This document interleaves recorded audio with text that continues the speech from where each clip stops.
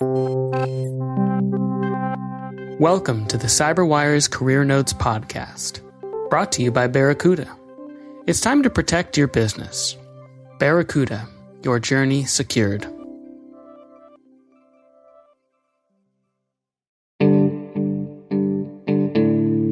I am Dave Farrow. I am a Senior Director of Information Security at Barracuda Networks, and I'm responsible for their entire internal security program. At the end of high school, my father was into technology. He was an early adopter, which is odd because he was in human relations, or HR, all of his life. And he had this K-Pro, and he kept trying to get me to play with this K-Pro computer that he had, and I wanted nothing to do with it. He thought he might lure me in with a Commodore 64, and I preferred to surf and ride my bike around Southern California.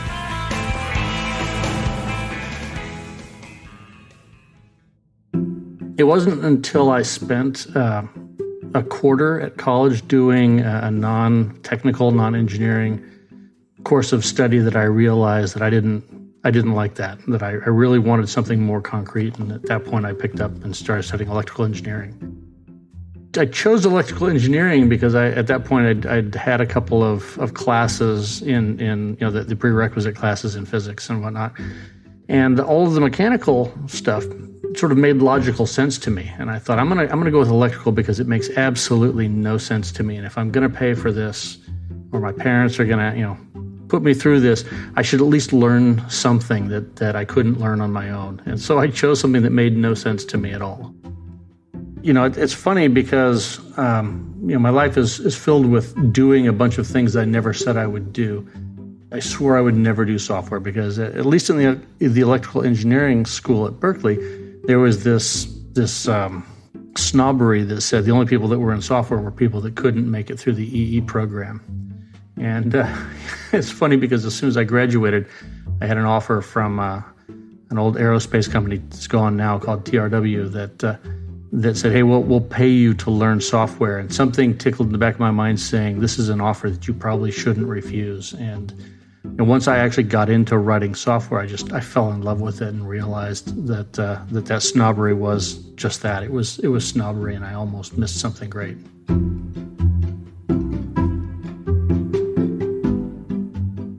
I got into development, like I said, in aerospace. A couple of years into that, I went out on my own as a contractor and did contract gigs in a lot of different industries, from telecom to data warehouses. Around the time that the dot-com bubble burst back in about 2000, I had a contract that was winding up. Long story short, I ended up finding a contract gig in Fresno, California, which might be the least technically oriented city in California.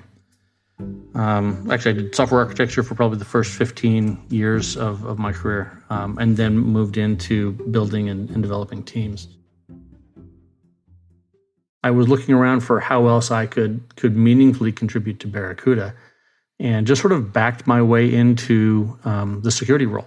And, at that time, one of our lead architects on the email security team had been managing our privately run bug bounty programs. And so I offered to take on that job just so that this architect could focus on developing the product that he was the lead for. And that sort of blossomed into an internal security team over the course of the next couple of years. We do vulnerability management, network scans, logging and monitoring. We do incident response. And when I'm not supporting the teams that are doing those things, a lot of my time is spent in defining our security policies and communicating those with the rest of the company, and really sort of communicating the good work that the team is doing to the leadership of the rest of the organizations. The people that we talk to are working in this space on a regular basis. You still have challenges because, a team that does email security may not be as well versed in the nuances of network vulnerabilities, right? And a firewall team may not be versed in the nuances of web application vulnerabilities. The challenges that we run into are the challenges that I think everybody runs into, which is that I think that the real challenge in security is when you're trying to interact with the business is recognizing that there are other threats to the business besides cybersecurity threats, and being able to become part of the risk management conversation. If the security guy rolls in and says everything has to be fixed, you're going to take away resources that might cost you opportunities in the future.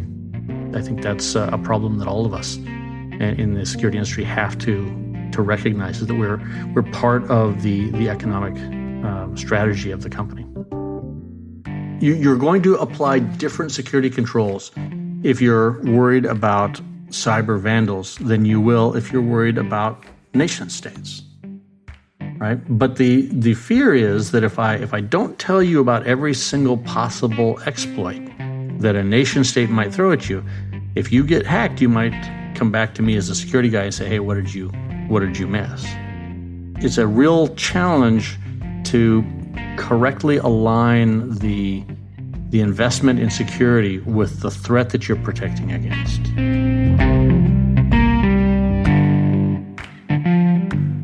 I hope to be remembered as the security guy that understood that cybersecurity threats were not the only threat that a business posed. I have stuck in my mind, because I spent so many years as a developer, my picture of the security guy was that he was the guy that was always saying no.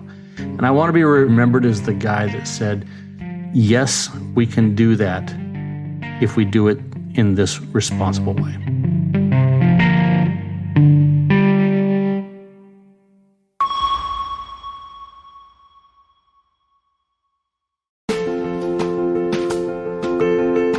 This CyberWire Career Notes podcast is made possible by Barracuda. Cybercriminals are leveraging activity around the COVID vaccine to disguise their phishing attacks. That can cost you money, customers, and your company's reputation. The Barracuda Email Threat Scanner is a free tool you can use right now to help protect your business. It analyzes your Office 365 accounts and identifies malicious emails hiding in your inbox right now. Use the Barracuda Email Threat Scanner for free at barracuda.com/cyberwire.